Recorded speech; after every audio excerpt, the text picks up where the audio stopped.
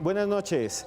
Si existe un tema que nos han pedido ustedes por internet y por Twitter, es el de los visitantes de otros tiempos, aquella teoría que existe desde hace bastantes años, desde los años 70 y 80 y más, de que seres de otras dimensiones, seres extraterrestres, vinieron hasta aquí, a la Tierra, y se contactaron con civilizaciones antiguas, como los egipcios o como los sumerios. Teorías que hablan de unos seres llamados los Anunnakis y que exploraremos a continuación.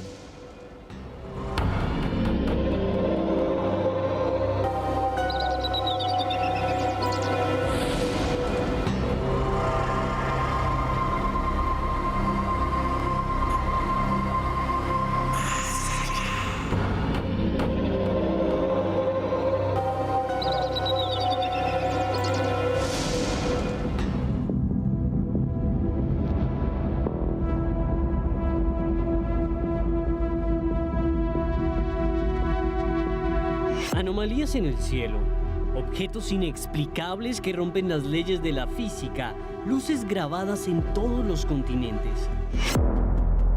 Objetos que conocemos como ovnis, cuya existencia ha sido reconocida por los principales gobiernos del mundo. Avistamientos que, en ocasiones, han sido acompañados por humanoides o entidades aterradoras. Entidades que parecen ser similares a las representadas por antiguas culturas en pinturas rupestres y objetos de piedra y cerámica. Figuras enigmáticas que nos llevan a preguntarnos, ¿hemos sido visitados por seres de otros mundos en el pasado? ¿Astronautas alienígenas que pudieron modificar la historia? Acompáñenos esta noche a conocer los Anunnakis, seres que habrían creado a la humanidad según antiguas leyendas. Los misterios de los dogones de África, quienes detectaron una estrella que era imposible detectar con tan poca tecnología.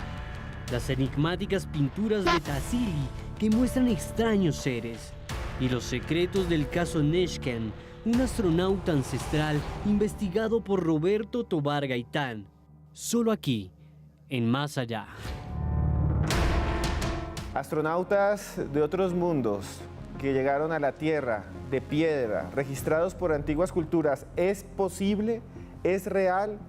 ¿O simplemente es una forma en la que vemos el pasado desde el presente con nuestras propias herramientas, nuestros propios símbolos? Para hablar de estos, de los Anunnakis, de otros visitantes de otros tiempos, hoy tenemos una gran cantidad de invitados de lujo y al final un caso colombiano que los va a dejar sorprendidos, el caso Neshken, nada más y nada menos presentado por Roberto Tobar Gaitán, premio de periodismo Simón Bolívar y conocido por casi todos los colombianos. Pero antes de eso, déjenme saludar a uno de nuestros invitados que siempre está aquí, que hace parte de Más Allá, ha trabajado en todo el mundo con el misterio, tiene su programa de radio ahora otra vez nuevamente y es Juan Jesús Vallejo. Muy buenas noches, Juan Jesús. Buenas noches, Esteban, ¿cómo estás? Bien, bien. Este tema es apasionante y muy controvertido, ¿no? Los Anunnakis y los visitantes en la antigüedad. Sí, la verdad que sí, es un tema muy controvertido, pero que interesa muchísimo al público, porque nos hace ver la historia de una forma diferente. Yo quiero dar solo un dato para que la gente vea hasta qué punto es atractivo este tema.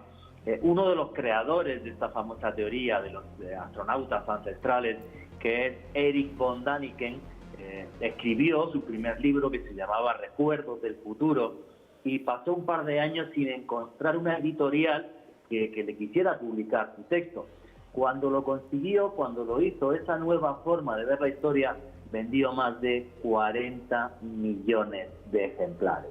Entonces es realmente algo que interesa a la gente. ¿Por qué? Porque nos hace ver la historia de una forma completamente distinta. O sea, habría que reescribirla si la teoría se acertaba, que es otra cosa. Y que además tiene que ver con casi todas las culturas antiguas, ¿no? Däniken y otros hablan desde Egipto hasta los mayas de estos visitantes ancestrales, ¿no?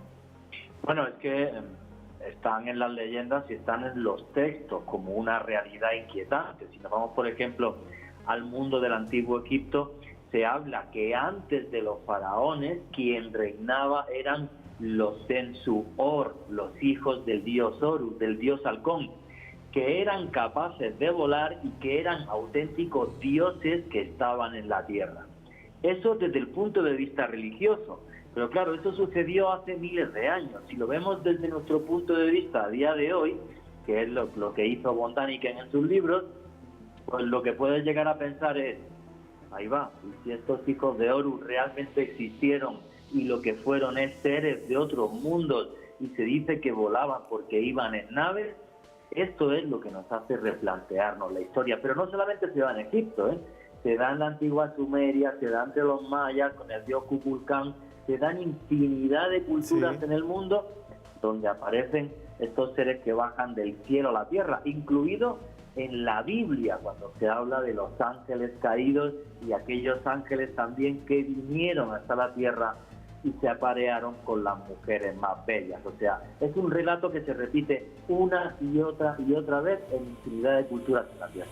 Y esos relatos son muy interesantes, y en México tenemos nada más y nada menos que un investigador también del fenómeno OVNI, de estos temas, que va a estar esta noche con nosotros, el señor Johanan Díaz. Johanan, muy buenas noches. ¿Qué tal? Buenas noches, Esteban, un gusto saludarlos. ¿Cómo están? Bien, Johanan, hay un tipo de creencia que ha surgido o de culto alrededor de los Anunnaki. ¿Usted qué piensa de esto? En redes sociales hay un montón de youtubers que afirman que existen y los ven como una gran conspiración. Así es, y bueno, pues hay quienes aseguran incluso que están a punto de regresar a través del planeta Nibiru, que estaría ya muy cerca, incluso muy cerca de nuestro planeta, incluso ya dentro de nuestro sistema solar. Es una historia que se viene dando principalmente, como bien lo mencionas, a través de las redes sociales, historias donde no tiene ningún sustento, donde la comunidad científica, los astrónomos aseguran, señores, Nibiru no se encuentra, como se asegura, dentro de nuestro sistema solar. Si eso fuera así, ya hubiera sido detectado por algún astrónomo en alguna parte del mundo, pero hasta el momento no ha sido detectada la presencia de este planeta cometa, como algunas personas también lo indican. Pero entonces nos damos a la tarea de darle seguimiento, y es cuando encontramos que son muchas historias, son hipótesis de trabajo que se vienen desarrollando desde hace mucho tiempo, pero que estarían entonces esas entidades que se aseguraría que estarían aquí en la Tierra desde hace 475,000 años, que habrían creado a la especie humana con un fin que es como esclavos para sacar algunos minerales que a ellos les interesaban. Entonces es algo muy interesante todo esto, porque nos damos cuenta que cuando no se conoce la historia, cuando no se conocen los datos, bueno, caemos en algunos errores que después con el tiempo, ahora con las redes sociales, se magnifica y pensamos historias fantásticas y extraordinarias en torno pues a estas entidades.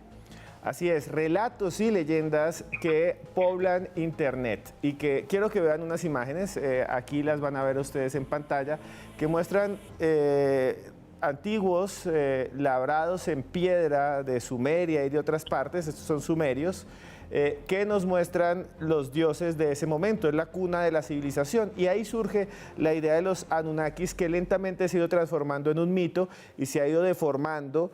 Para los que nos ven, sea en YouTube o en televisión, pues esta es mi posición, se ha ido deformando como una leyenda y se ha vuelto como una teoría pseudocientífica conspiranoica, pero en el fondo hay que ver que hay algo de realidad y que es extraordinarias estas narraciones, y para eso están Juan G. y Johanan, que conocen más de este tema. Y ahí es cuando yo le quisiera preguntar aquí a Juan G. Vallejo, ¿qué piensa realmente que hay detrás de los Anunnakis? ¿Por qué se han convertido en esto de que la gran roca caerá y un montón de cosas más? Pero en el fondo sí hay una teoría muy interesante, ¿no? Que es la posibilidad de la visita de seres en el pasado, de seres de otros mundos. Bueno, es que esto sería la gran conspiración de la historia, la mayor conspiración de todos los tiempos. ¿Por qué tiene tanta fuerza en YouTube? ¿Y por qué después de ver este vídeo verás que hay un montón de insultos que aparecen debajo del vídeo hacia mi persona? Vamos a ver, esto tiene tanta fuerza porque en este texto, que es el Anuma Elis, el texto de la creación que apareció en la antigua biblioteca de Nínive, y Claro, es que es muy inquietante porque cuando el ser humano empieza a escribir por primera vez, nos habla de esta creación y nos habla de que serían unos seres que llegaron del cielo a la tierra. Eso significa Anunnaki en antiguo sumerio, los que bajaron del cielo a la tierra, los que crearon a los seres humanos. ¿Por qué tiene esto tanta fuerza? Claro, porque simplemente nos está diciendo, oye, imaginaros que Dios no existe, que simplemente somos un experimento, que hace más de 400.000 años llegaron aquí a la Tierra unos seres, y eso está reflejado en esos textos sumerios, y vosotros los seres humanos no sois más que una modificación de los antiguos neandertales, para que fuerais más inteligentes y pudierais trabajar como esclavos. Claro, esto es un bombazo, o sea, en el sentido de, Dios mío, nos tocaría reescribir todo. Pero lo que hace más impactante toda esta historia realmente es que lo que se escribió en la biblioteca de Nínive en estos textos tiene tal fuerza que permeó gran cantidad de las culturas del planeta. ¿Me explico? Sí, Juanje, nos toca parar un segundo. Yo sé, a mí también me regañan todo el tiempo, me regañan por YouTube, me dicen que por qué paro a los invitados, pero es que tenemos que irnos a comerciales. Entonces ya volvemos después de estos comerciales, porque ya Johanan y Juan Jesús van a seguir hablando no solo de los Anunnaki, sino de otros casos de astronautas del pasado. Ya volvemos, que esto es Más Allá.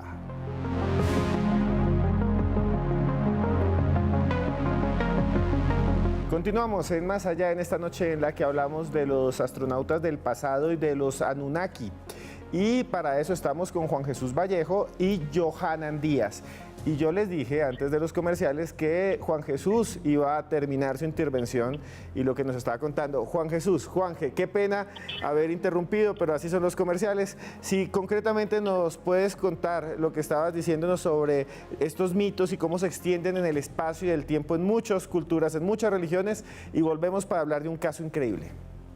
Sí, es que, vamos a lo que quería decir es que en esos textos de la creación, en el Enuma Elish, pues aparece, por ejemplo, el diluvio universal, que es algo que se refleja no solamente en la Biblia, sino en más de 500 culturas del planeta. Lo que pasa es que el verdadero nombre de Noé es Tirusudra. Eso es la primera vez que se escribe el mito del diluvio.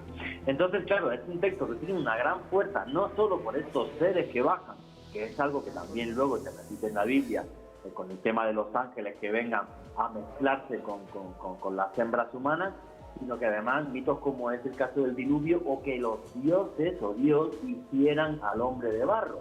Hasta el primer hombre, que se llamaba Adamo, es muy similar obviamente al nombre de Adán. Entonces, claro, son unos textos y es una historia que se escribió hace muchos miles de años, pero tuvo tal fuerza que fue capaz de expandirse por absolutamente todo el mundo. Bueno, Juanje, y hay lugares del mundo a donde no llegó en su momento la Biblia, no hubo la evangelización, grupos que estaban separados unos de otros durante miles de años, y uno de esos grupos son los dogones de África. Y en los dogones de África, varios antropólogos encontraron unas leyendas impresionantes, leyendas que los conectaban con el cielo, con las estrellas, leyendas que hablan de cómo funcionaban los astros que ni siquiera podían ver. Y esta es la historia.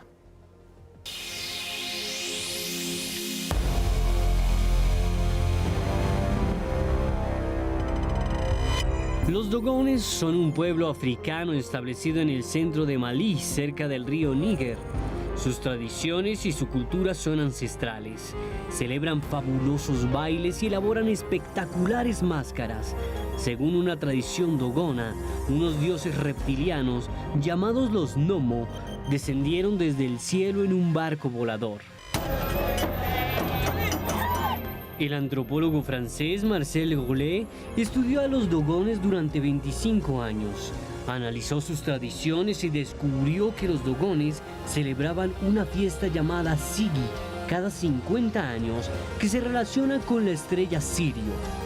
Además, los dogones ya conocían los anillos de Saturno, las 4 lunas más grandes de Júpiter Y lo que es aún más sorprendente, sabían perfectamente que Sirio era una estrella doble cuya periodicidad es de 50 años, el mismo periodo de tiempo de su celebración más importante. Conocimientos muy particulares para la tecnología que tiene dicha tribu. ¿Fueron los dogones visitados por seres de las estrellas o solo se trata de nuestra imaginación? Un impresionante caso, el de los dogones de África. Hay gente que dice que no están así, otros que dicen que es aún más misterioso. Y para eso nos conectamos con la investigadora española Lourdes Gómez, que ya también ha estado aquí varias veces. Y le quiero preguntar rápidamente cómo es la relación entre los dogones y estos misterios, Lourdes. ¿Qué cree que hay ahí en el fondo? Buenas noches. Es interesante desde el punto de vista del misterio, puesto que hasta mediados del siglo XIX los astrónomos no se dieron cuenta de que esta estrella en realidad tenía otra alrededor. Era un sistema de doble estrella y existía Sirio B, que por el brillo tan potente de Sirio A no pudimos localizarla, no pudimos verla por parte de los astrónomos hasta aproximadamente los años 70 del siglo XIX. Hasta entonces, eso de que existía una estrella Sirio B que orbitaba alrededor de la principal, de la Sirio que vemos desde la Tierra, no lo sabíamos, no se había podido comprobar científicamente y por tanto se consideraba un conocimiento avanzado que solo pudimos discernir la humanidad a partir, repito, de prácticamente el final del siglo XIX. En esa época, precisamente, es donde se enmarca una investigación sorprendente de un antropólogo, Marcel Grial, que pasó más de 2 décadas de su vida estudiando una tribu africana, los dogones de Mali.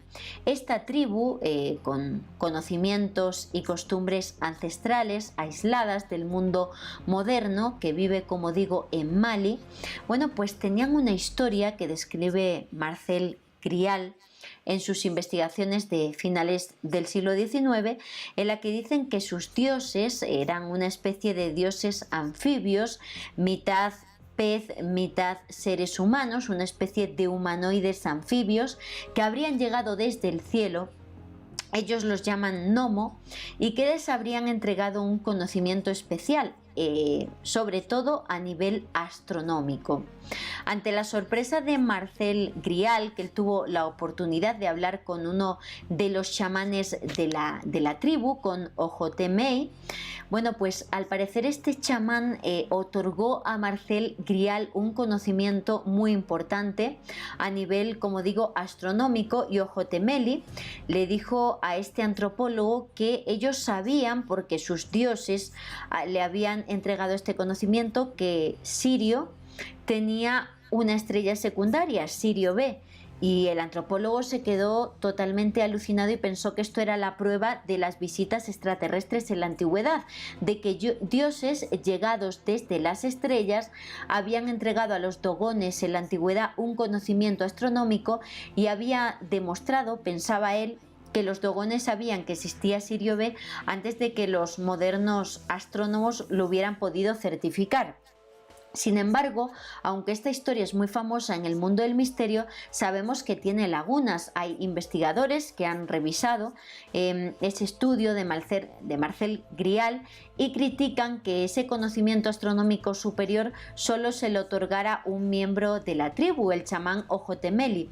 Cuando otros investigadores se han acercado a los dogones y les han preguntado al resto, se han dado cuenta de que tienen conocimientos astronómicos rudimentarios y que a lo mejor ese conocimiento de Ojotemeli venía por alguna contaminación de tipo occidental, porque se sabe que los dogones, antes de que llegara Marcel Grial, ya habían tenido la oportunidad de hablar con muchos viajeros y que quizás si Ojotemeli había hablado con alguno de ellos a nivel astronómico, pues quizá podría haber obtenido esos conocimientos que Marcel Grial pensó que eran extraterrestres.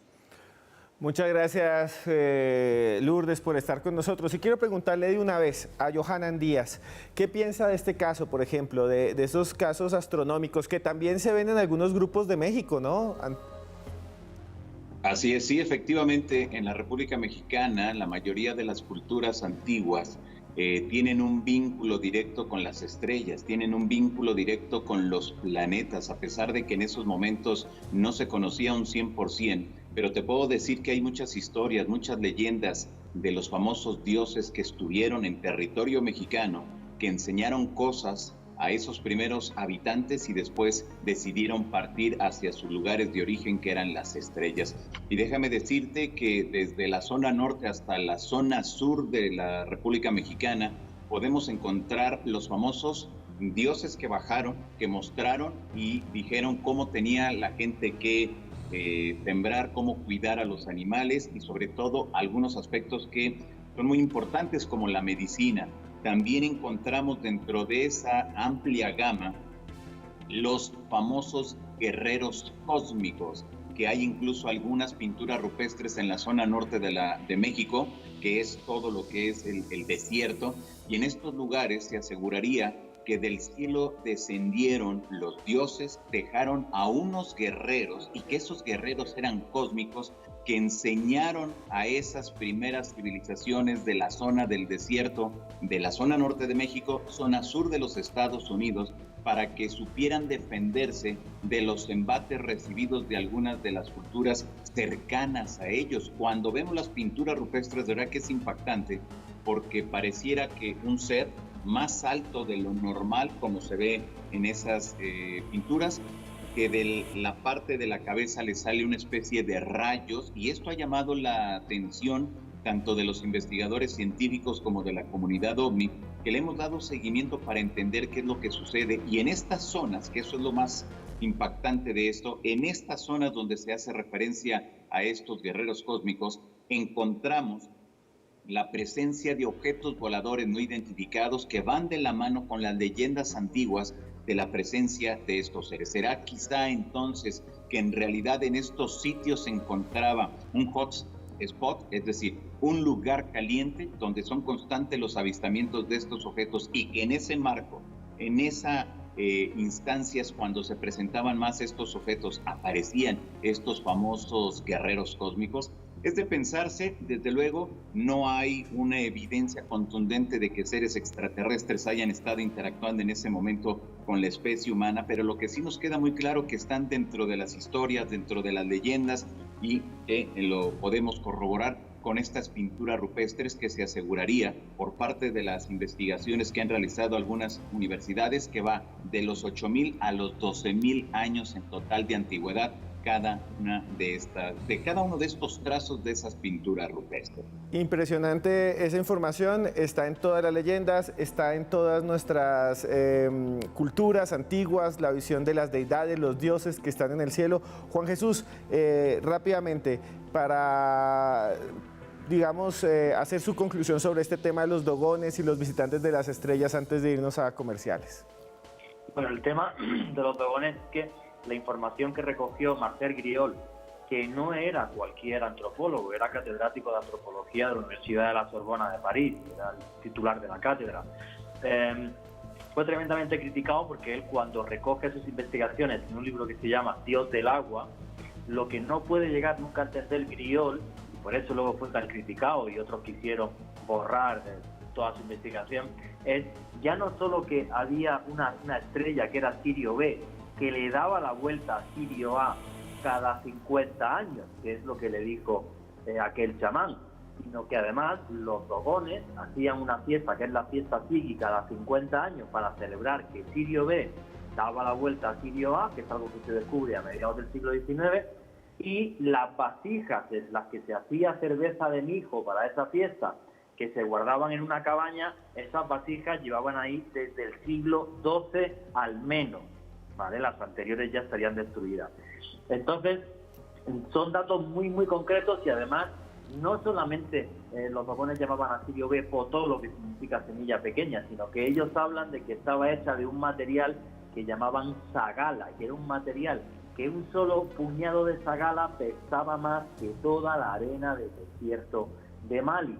Y eso era completamente cierto, porque Sirio B es una enana blanca, que tiene una densidad enorme. Entonces, toda esa serie de datos que aparecieran de la nada o por un caso de contaminación cultural, como quisieron decir luego más tarde otros antropólogos, desde mi punto de vista yo no veo a un jesuita a principios del siglo XX explicándole a un señor que era un chamán, que era una enana blanca, que eran medidas de densidad y demás. O sea, desde mi punto de vista, la historia de Griol impactó tanto a la comunidad científica de la época, en una época en la que ni siquiera se hablaba del fenómeno OVNI, que por eso intentaron desprestigiarlo. Pero lo que sucedió allí, desde mi punto de vista, todavía no tiene explicación.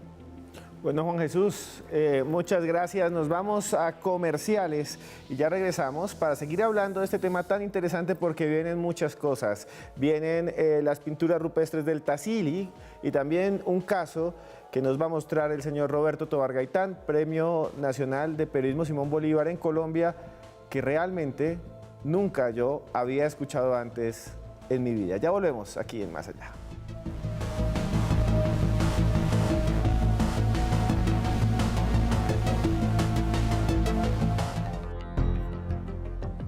Continuamos en Más Allá y a esta hora saludamos a los que están en Twitter, Gata de Páramo, Lilizán, Erickson Giraldo, No Más Yo, Nos Fregamos, hace rato no veía también Magno Emperador, Vlad, el Empalador. Saludamos también a todos los que nos ven por YouTube. Si usted nos ve por YouTube, aquí estoy leyéndole todo el tiempo los comentarios, también las quejas, y tratamos de mejorar.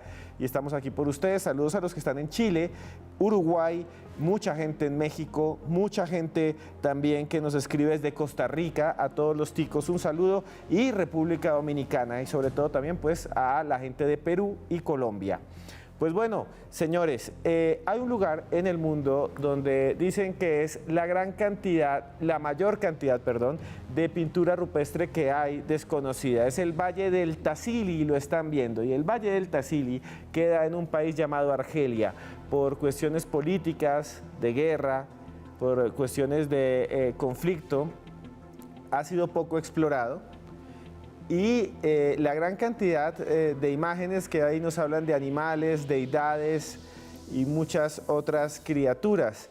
Y ahí se dice que hay unas imágenes inexplicables, y alguien que estuvo allá en Argelia, en el Tassili, es nada más y nada menos que Juan G. Vallejo. Juan G. Vallejo, rápidamente, porque nuestro tiempo siempre es corto, ¿cómo llegó usted al Tassili primero? Y más adelante hablamos con Johanan, pero ¿cómo llegó usted al Tassili y qué es lo que vio que le pareció tan impresionante? Bueno, vamos a ver, la historia del Tassili, de que la descubre la investiga realmente un arqueólogo que se llama Henry Lot, francés también, y que calcó muchas de las pinturas. Las pinturas no están bien investigadas y ni siquiera tenemos claro qué antigüedad tienen, pues porque es una zona muy conflictiva y por desgracia ahora es uno de los principales bastiones de Al Qaeda en el Magreb. Cuando yo estuve en esa zona de Argelia, estábamos Al Qaeda y yo. Estaba el tema muy complicado porque meses antes habían secuestrado a 10 alemanes. Entonces, bueno, llegar al Tassili a ver esas pinturas es toda una aventura, ¿vale? O sea, porque solo puedes ir andando con una cordada de asnos, de burros, para que les entren los cascos por los caminos, porque son unos caminos tremendamente estrechos y muy empinados. La entrada está por un monte que es el monte Tassilidet, que es una subida de entre 6 y 8 horas, y luego llegas a una meseta montañosa que es como realmente estar en el planeta Marte. O sea, es una elevación que está a 1800 metros de altura y es enorme. Yo estuve caminando una semana por ella, pero puedes estar caminando muchísimo más. Y dentro de las miles y miles de pinturas rupestres, se estima que más de 20.000, hay unas muy intrigantes que las llaman las pinturas del periodo de las cabezas redondas, que supuestamente son las más antiguas, porque, repito, no sabemos qué antigüedad tienen. Los arqueólogos dicen que es fácil, que en torno a 12.000 años antes de Cristo, pero es un dato que no está corroborado, podrían ser más antiguas. Y ahí lo que vemos es escenas de cuando el Sáhara no era un desierto, sino que era un vergel y había todo tipo de animales. Y luego vemos a unos seres que flotan ingrávidos y que tienen como una especie de escafandra. Esto impactó tanto a Henry Lot, el arqueólogo que es el primero que investiga las pinturas, que una de las pinturas rupestres más grandes del mundo pues le llamó el gran dios marciano porque aquello parecía realmente un astronauta, parece que tiene como una escafandra y se le ve hasta el ajuste en el cuello, y luego como un gran ojo, como si fuera la visera del casco por la que podría llegar a ver. Curioso, porque los tuaregs, que es la única etnia que vive en esa zona, llaman al lugar donde están esas pinturas Yabaren, que significa el Valle de los Gigantes. Entonces, lo más misterioso desde mi punto de vista para mí del Tassili es que más de 20 culturas africanas acudieron hasta el Tassili durante miles de años para hacer ceremonias en honor a sus dioses, como si este lugar fuera un lugar sagrado donde aconteció algo que no sabemos qué fue, porque esta gente no escribía, simplemente nos dejó aquellos dibujos que tanto nos impactan. Y bueno, las fotos que están viendo ustedes ahí son tomadas directamente por Juan Jesús en Argelia. Son fotos que él tomó en estos lugares. Johanan, quería preguntarle a usted rápidamente, ¿qué piensa de estas? Ya habríamos hablado de las pinturas rupestres en México, pero en toda Mesoamérica y Norteamérica las encontramos.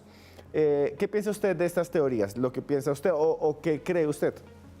Mira que el ser humano desde la antigüedad estuvo en contacto con estas entidades que llegaron en algunos momentos del cielo y que también en la República Mexicana se hace referencia que salieron del interior de la tierra, que esto es poco investigado, pero que en algunos puntos de México están esas historias y están las pinturas ahí, que lamentablemente para México no alcanzan los presupuestos para las instancias gubernamentales, para investigar, para darle seguimiento, pero que están las historias, están las leyendas y nos damos cuenta entonces cómo la especie humana a lo largo de la historia ha estado en comunicación con esas otras realidades que nos llegarían o nos llevarían a entender de que no estamos solos y que nunca hemos estado solos. Y mira, ahorita hablando acerca de esto de las pinturas rupestres, recuerdo que en Huánuco, allá en Perú, bueno, pues están las leyendas de los pájaros de fuego o pájaros metálicos, que es prácticamente la entrada hacia la selva, y que en estos lugares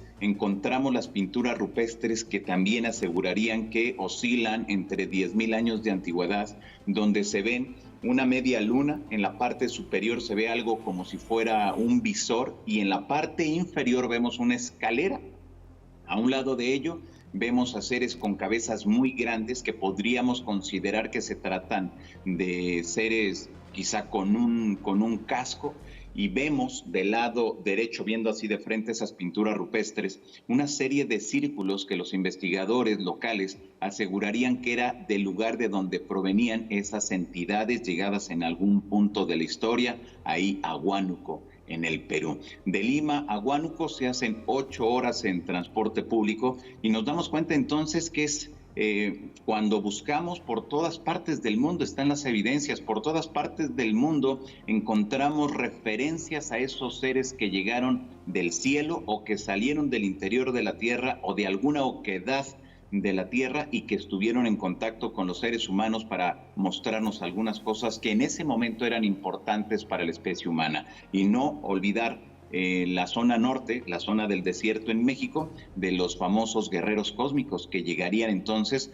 para demostrar que esas comunidades podían defenderse y hacer valer sus derechos sobre los demás pueblos que estaban subuyando.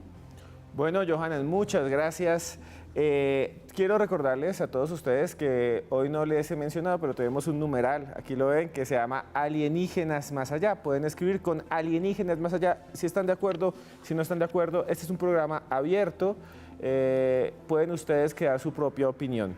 Pero hasta ahora estamos conectados con don Roberto Tovar Gaitán, el que tuvo un programa en los años 80 y 90 llamado Colombia Oculta, en el cual exploró por primera vez el periodismo de misterio.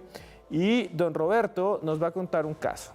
Muy buenas noches, don Roberto. Yo quería preguntarle, ya que usted ha sido un investigador del fenómeno OVNI durante mucho tiempo y ha hecho muchos programas, quería preguntarle cuál es ese caso que usted tiene guardado, que quiere comentarnos hoy y que lo llaman el astronauta Neshken.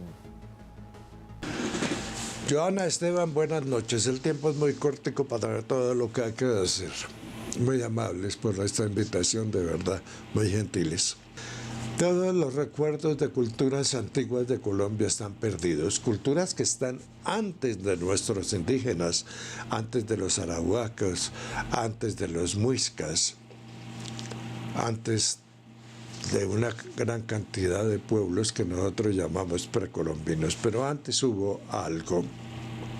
El mito y la leyenda del Cauca y de Bolivia aseguran que alguna vez hubo una gran inundación, una inundación terrible que cubrió gran cantidad de islas y ciudades costeras que habían tanto en el Pacífico como en el Atlántico. A eso lo llamamos nosotros diluvio universal. Hay que tener en cuenta que antes de que los hielos se derritieran, los de los polos en la última glaciación, el nivel del mar, según la ciencia, estaba 100 o 180 metros por debajo de su nivel actual. Los científicos no se ponen de acuerdo. Y según el mito, esa inundación cubrió todo eso. Las gentes que sobrevivieron a esa catástrofe, a ese apocalipsis, quedaron dispersas en la nueva orilla del mar.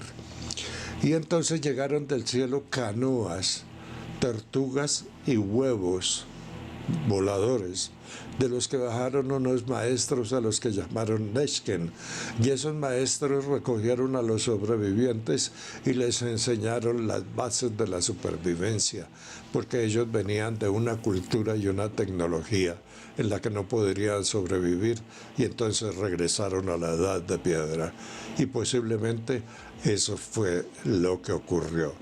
Es un mito disperso, palabritas de aquí, palabritas de allá, frases que quedaron del gran borrón que se hizo en la conquista y durante el adoctrinamiento. Se consideraba algo demoníaco, terriblemente feo. ¡Qué horror! Borraron la historia. Muchas gracias, don Roberto. Lo pueden seguir todos ustedes en sus redes sociales y en su canal de YouTube. Y precisamente tenemos una nota elaborada por el equipo de Roberto Tovar Gaitán sobre Neshken. En 1978, en Bogotá, Colombia, se registró algo extraño. Algo que dio origen a este viaje. La búsqueda de una imaginada estatua.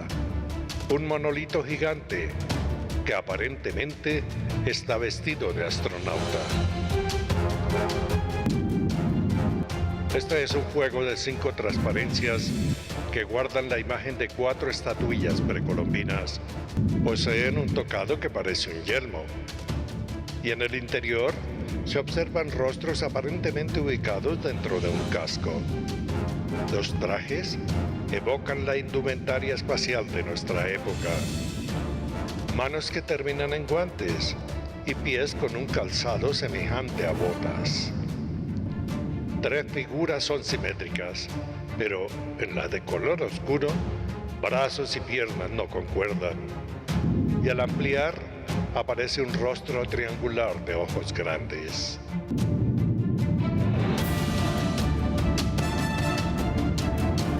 Al indagar sobre estas imágenes, encontramos que en la narrativa indígena solo hay una referencia.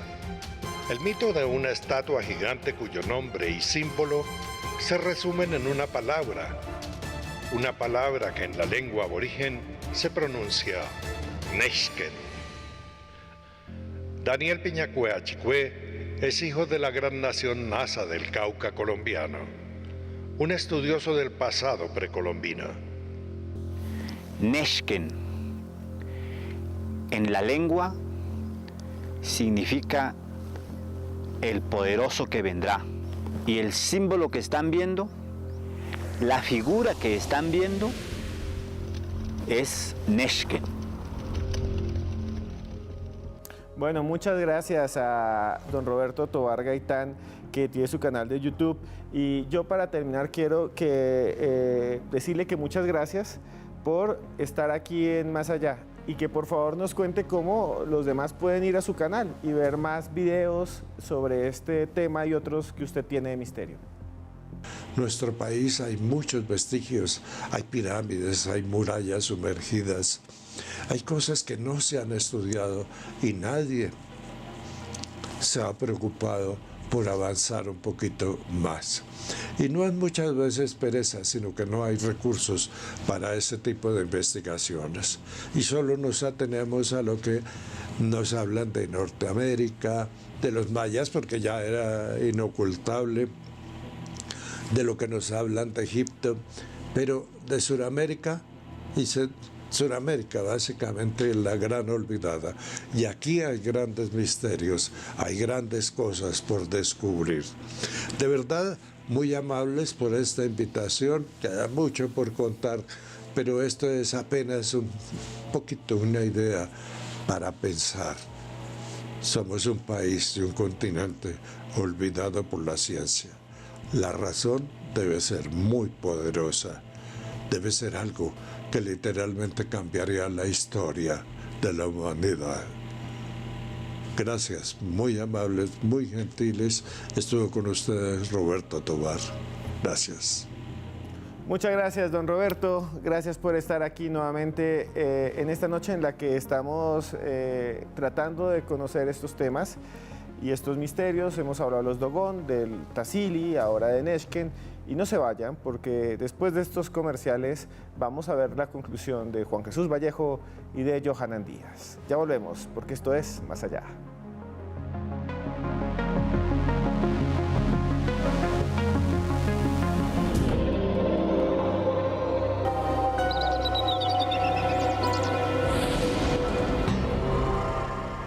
Y continuamos en esta noche en la que hablamos de Anunnakis y visitantes de la antigüedad con Johanna Arenas y su sección Más Allá Plus. Muy buenas noches, Johanna. Buenas noches, Esteban. Yo quiero hoy contarle una de las leyendas más importantes de los aborígenes australianos en cuanto a la creación del mundo y la creación de los seres humanos, y es la leyenda de los Wandjina. Resulta que en 1983 el etnólogo alemán Andres Lommel viajó hasta Kimberley, una región que queda ubicada en el noreste de Australia, y llegó hasta allí en búsqueda de los Unambral, una tribu muy tradicional y antigua precisamente de esta región. Allí lo que quería era entrar en contacto con ellos para ver cómo convivían, cuáles eran sus costumbres, en fin, para estudiarlos. Después de llevar varios meses allí, ellos decidieron llevarlo hasta su cueva sagrada. Y realmente él se sorprendió cuando al llegar a este punto encontró una gran cantidad de pinturas rupestres, las que ustedes están viendo en este momento, con unas características bastante interesantes. Rostros muy grandes, ojos redondos, grandes, todos negros, con nariz pero sin boca, aureolas como especie de plumas, e incluso algunos tenían una especie de antenas en su cabeza, algo que le causó bastante curiosidad, e empezó a indagar sobre qué eran estas figuras, de qué se trataban. A lo que los Unambran le contaron que estas figuras eran los Wandjina, los cercanos al agua, una especie de dioses que habían descendido de las nubes y del cielo, que habían creado el mar, la tierra, y también habían creado a los seres humanos, que los habían creado a ellos, además trayéndoles civilización y progreso a su comunidad. Bastante interesante esto que dicen. Además, aseguraron que los Wandjina, que eran los dioses o los dueños de las nubes, pues no se podían enojar muchísimo, porque al enojarse podrían generar grandes relámpagos y, adicional a eso, inundaciones casi que interminables. Según ellos, eran espíritus que vivían en los charcos y que además estaban allí para protegerlos. Claramente esta historia se empezó a conocer después alrededor no solo de Australia sino del mundo, y muchísimas son las especulaciones precisamente sobre esas figuras. Aquí lo curioso es que se ha tratado de investigar cuántos años tienen esas pinturas rupestres y adicional quién pudo haberlas realizado, y hasta el momento ningún estudio lo ha podido determinar. Los Unambral, esta tribu, aseguran que las figuras fueron realizadas por los mismos Wandjina, que dejaron ahí plasmado su espíritu para proteger y guiar a la comunidad. Es bastante interesante esta historia. Ellos, por supuesto, siguen creyendo que los Wandjina son los creadores del universo, de la Tierra y, por supuesto, de los seres humanos. Así como estas, hay muchísimas otras historias alrededor del mundo. Ustedes, Esteban, quizás puedan seguir hablando un poco más de esta leyenda, la leyenda de los Wandjina. No sé si tienen otros datos para complementar un poco la historia. Nosotros por lo pronto nos vemos en 8 días con otro Más Allá Plus. Un tema muy interesante, el de los Wandjina. Gracias, Johanna. Y quiero, ya estamos terminando el programa, que Juan G. Vallejo nos dé su conclusión final, su resumen, cómo lo buscan, usted que es un hombre tan buscado en redes, Juan Jesús, cómo lo encuentran y este es su momento. ¿Cuál es su conclusión y dónde lo consiguen?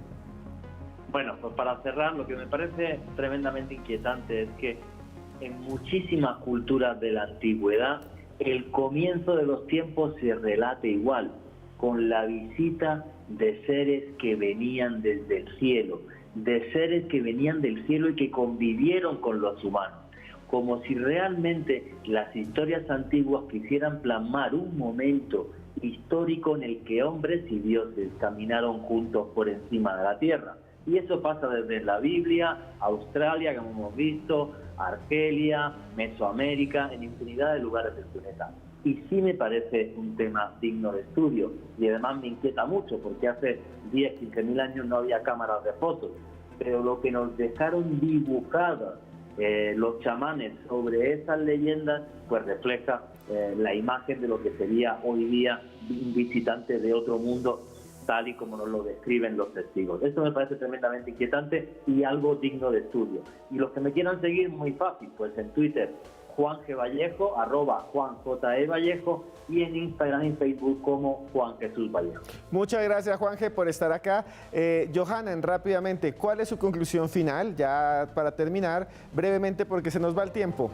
Como bien se ha mencionado aquí en esta emisión, muchas historias todavía siguen al pendiente, están ahí prestas para que sean contados esos incidentes, esos casos. Así que bueno, pues abocarnos a darle seguimiento muy puntual a cada uno de esos incidentes. Bueno, me encuentran a través de Twitter como Johanan Díaz y bueno, pues en todas las redes sociales estoy como Johanan Díaz. Así que bueno, pues ahí los espero. Muchas gracias, Johanan. Gracias por estar ahí. Y ustedes también por seguirnos todos los domingos en la noche en Más Allá y en YouTube. Y por escribir tantos comentarios. Hoy no pudimos leerlos ni hacer preguntas. Quería decirles que este tema a mí me parece muy interesante. Hace parte, como dice Juan Jesús, de la historia de la humanidad, de las leyendas, de los mitos. Nada se ha podido comprobar. Nada se ha podido de alguna manera decir esto sucedió así. Sin embargo, están allí. Y este tema está en todas partes y vale la pena tomarlo aquí en Más Allá. Y nos vemos en 8 días otra vez. Y no olviden que por más lejos que andemos, siempre habrá un más allá.